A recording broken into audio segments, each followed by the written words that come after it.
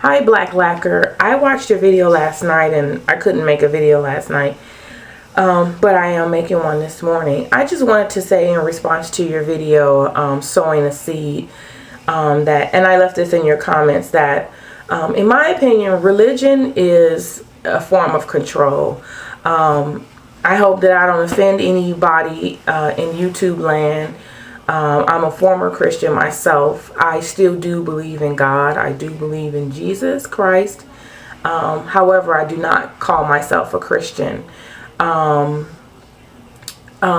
love from KY. She had a video response, and her video response was pretty accurate. There were two, kinds of religions in the Bible, Jews and Christianity. However, you have to also look at in the old times, when they referred to the people as Jews, you have to differentiate between the people that were from Jerusalem, because those people are called Jews also, and then you have people who practice a way of life, which was Judaism, and those people were called Jews too.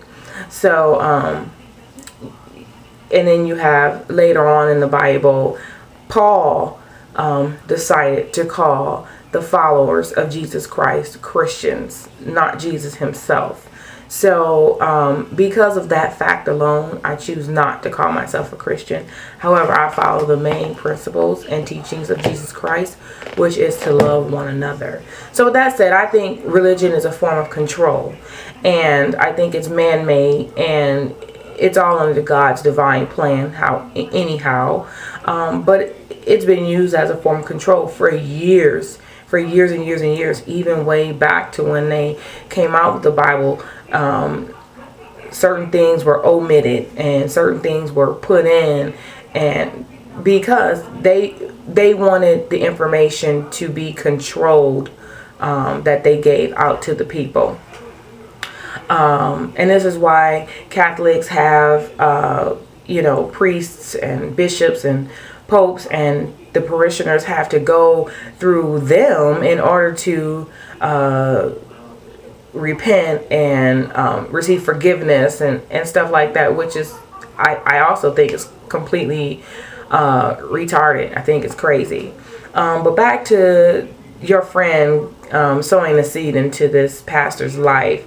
I kind of see that from 2 points, because like I said, I was a Christian. I was heavily into the church, and maybe I might have sowed into that pastor's life at that time in my life. Maybe not. It just depended on what was going on with me. However, I completely agree. If you've already paid your tithe and your offerings, because that's what you do, and then you have a little something extra, you need to sow that into your own ministry. And if the young lady, Black Lacquer, if you've already let him know that he has a special gift of mentoring, then that's a ministry that he has within himself, and he needs to sow that seed into your own ministry. You need to edify yourself in the Lord and in God, so that you can help others, because the message, once again, is to love one another. So that's what I would sow a seed, and I would look at the prophet and say, well, he needs to sow a seed into my ministry. I've been in churches where it was a complete and utter disgrace, I guess, for lack of better terms. I've seen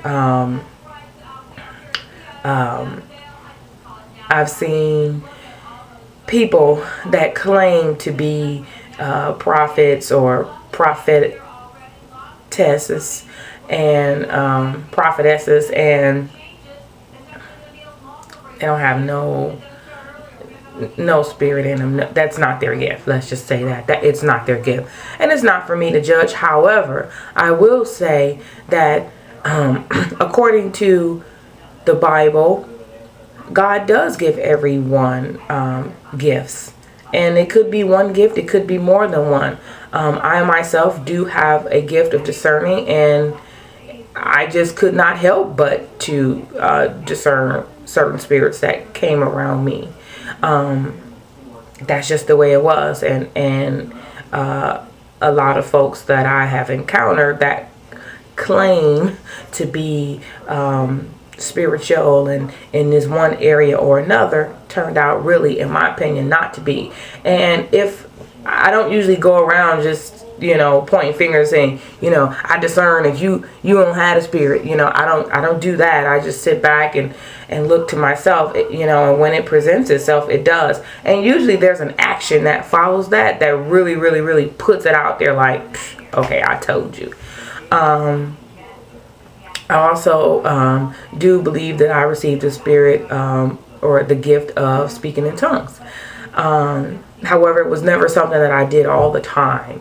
It was when that when the atmosphere was right or the spirit was right and came upon me, then it just happened. It just did. And so that gift, I didn't pray for that. It just came upon me actually on the day that I was actually baptized. So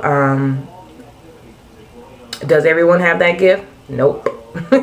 Like Much Love said, nope, they don't.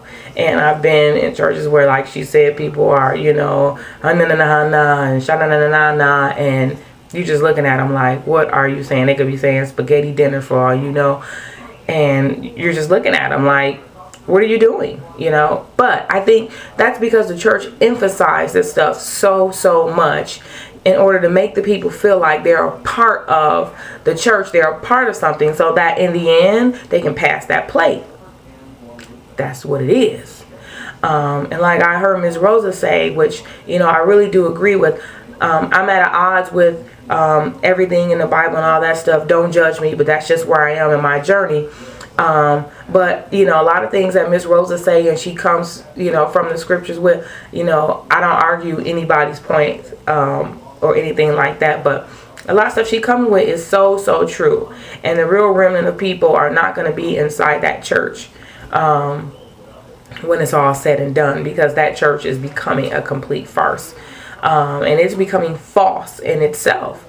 Christianity is really popular, and I haven't done a video on any of my views or any of my beliefs, so this is the very first one. And I'm glad that you brought that out, Black Lacquer. I'm really glad that you brought this whole sowing the seed out. I mean, because where I'm from Detroit, and there's a church literally on every street corner. We have probably 2, 3, 4, 5 mega churches in the city of Detroit. Whereas in Phoenix, they have one quasi mega church here, but there's not really any. But at least I know every major city has at least 1 or 2. But in Detroit, you can probably find 5 or 6 mega churches in Detroit. And it's just, you know, it's a shame, because you're talking about a city that's economically poor, spiritually poor, financially poor, intellectually poor, and they're just getting it. And I'm sorry. I mean, that's just the way that I feel. You know, there's nothing happening in the community, and it just is what it is. So in summary, tell your friend to sow a seed into his own ministry, and have people sow seeds or make donations to his ministry, because mentoring children is a powerful ministry. That's something that I also do and have done in my life, is mentor young girls, and it's so important in these times today. And we need a man to mentor our young men, because that is very important. So with that, I'm done. And again, like Much Love said, I hope that I haven't offended anyone's beliefs, or that's not my intention. Everybody has a right to believe, and it's not my place to judge. So with that, you guys have a great morning again, and talk to you soon. Bye.